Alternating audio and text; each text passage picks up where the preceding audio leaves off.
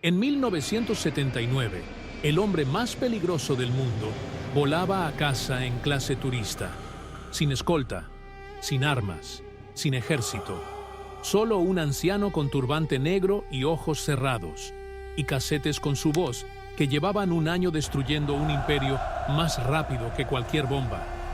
Cuando el periodista le preguntó en el avión qué sentía al volver a Irán después de 15 años de exilio, el anciano respondió con una sola palabra: nada. Este hombre se llamaba Ruhollah Khomeini, y en los próximos 10 días iba a destruir 50 años de historia.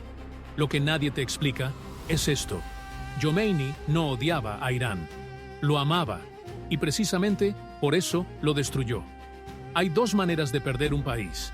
La primera es la manera de Reza Shah Pahlavi, quien en 1925 tomó el poder mediante un golpe militar y decidió que Irán debía dejar de ser lo que era. Cambió el nombre del país, prohibió el hijab, cerró los tribunales religiosos, empujó a los mulás hacia los márgenes, trazaba carreteras sobre lo antiguo, quería una nación europea en suelo persa, y le daba igual cuánta gente habría que aplastar para conseguirlo.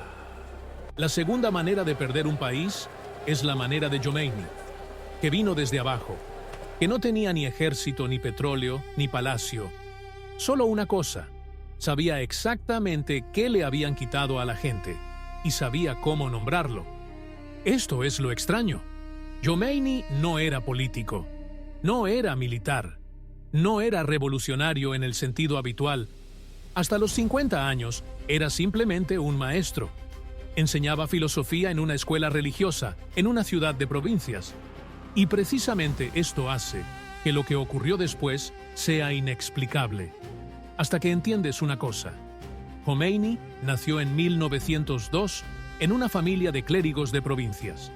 Estudió teología en Qom, la ciudad santa del Islam chiita iraní. Pasó décadas enseñando filosofía islámica, jurisprudencia, ética. Era un académico, no un agitador.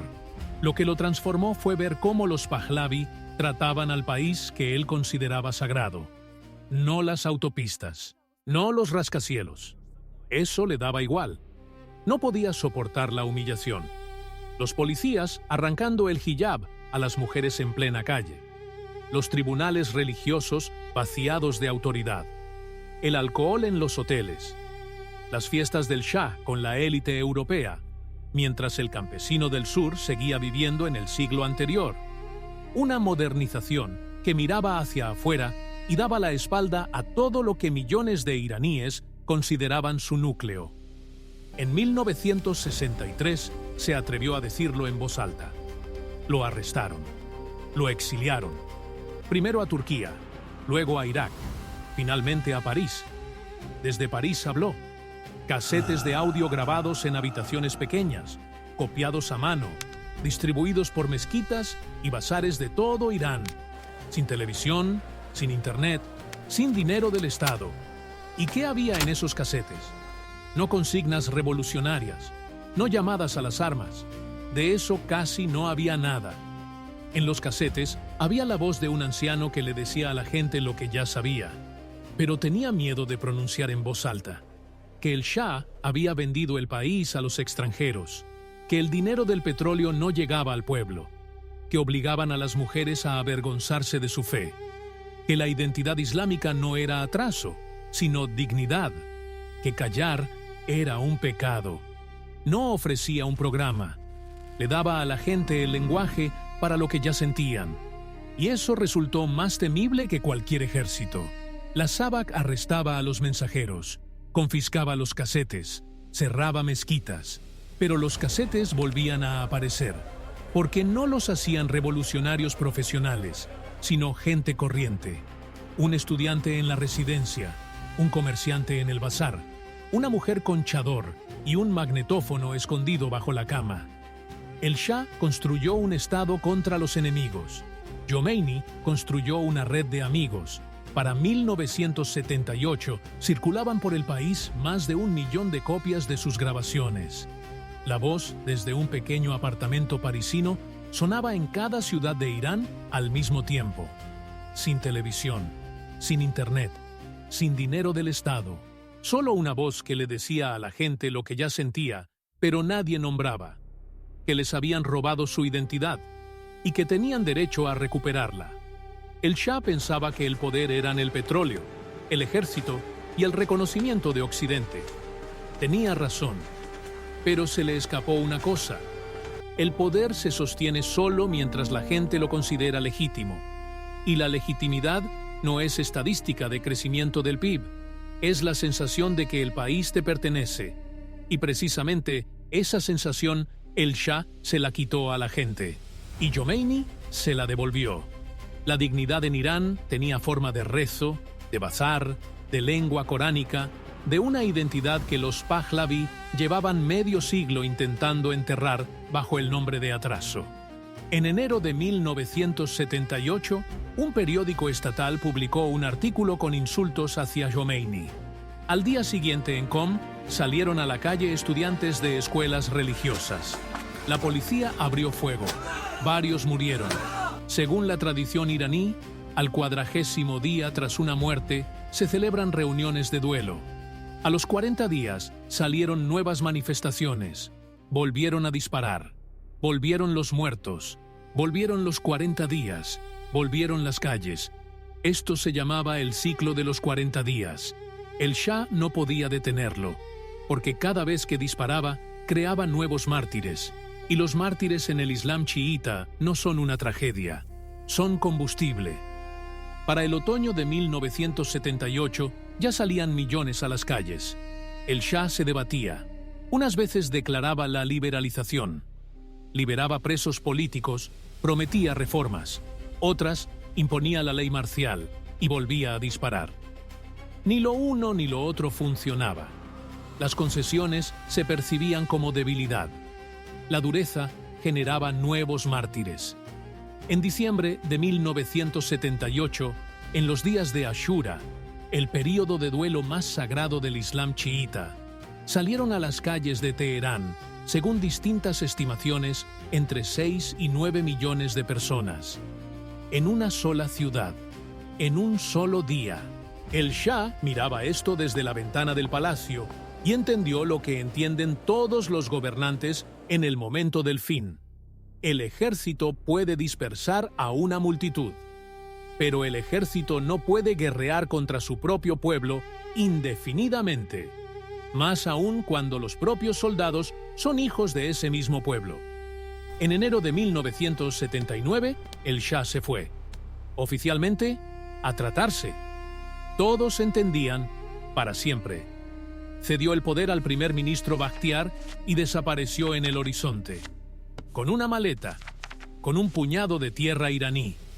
Bakhtiar intentó sostener el Estado, pero el Estado ya no existía como idea.